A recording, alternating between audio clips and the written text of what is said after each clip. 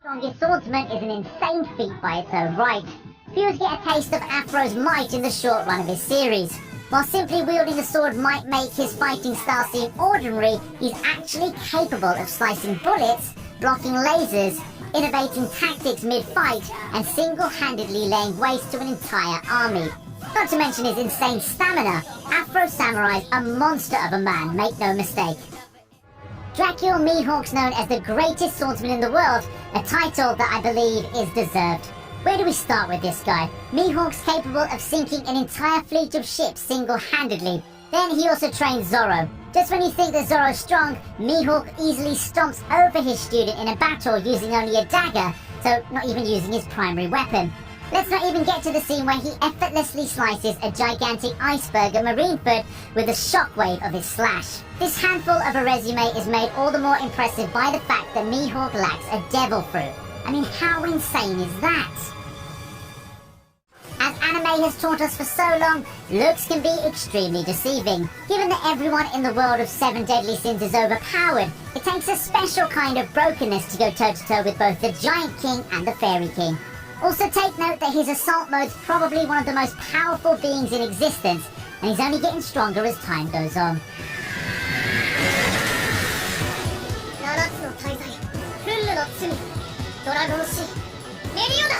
List of overpowered swordsmen, largely due to his weapon. His Zanpakuto's powers, total control of an enemy's 5 senses and the ability to conjure perfect illusions. However, his true strength doesn't lie in his insane spiritual power or sensory manipulation, but in his adaptability. This is evident in Bleach's Fate Karakura Town arc. Nothing that Soul Society threw at him works for most of the arc.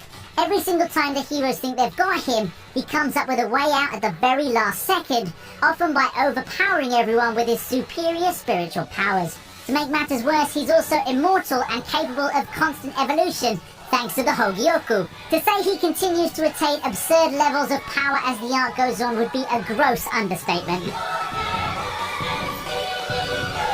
Guts remains a character that seems tame when it comes to his repertoire of powers at first glance, because he really doesn't have many powers besides his sword. While he does gain the Berserker armor, Guts generally does away with fancy superhero gimmicks, magical eyes, enchanted swords that can shoot beams, and other stock anime abilities. Instead, he reaches current power level with training.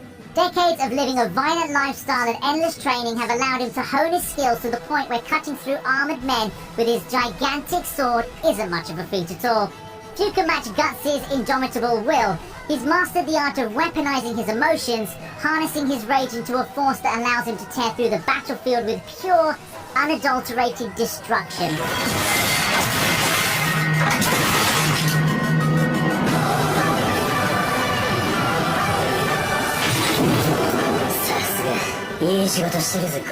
Black Bulls have long been a notorious team of troublemakers known for destructive tendencies. It's fitting that their leader's the intimidating Yami. The first showcase of Yami's abilities came in the battle against Lich.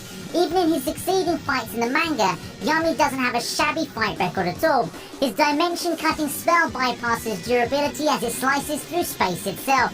As he keeps on surpassing his limits, Yami can even be considered someone who's quickly approaching the Magic Emperor level for some.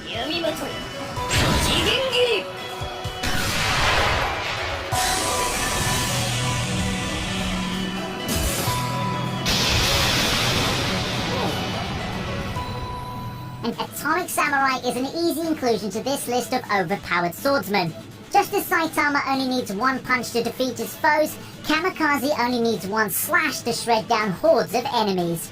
His signature atomic slash lets him perform hundreds of slashes within just a second. It's a versatile technique, one that can be used while charging and being stationary.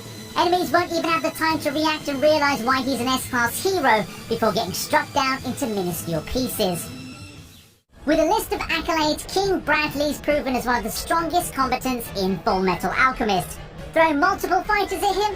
No problem. Even at the face of defeat against Scar, he nearly forced a mutual kill through sheer will and strength.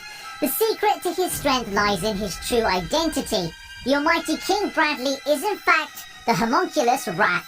In addition to his swordsmanship, he also has access to the ultimate eye, a power that grants him enhanced senses to the point of precognition, making him one step ahead of his opponents.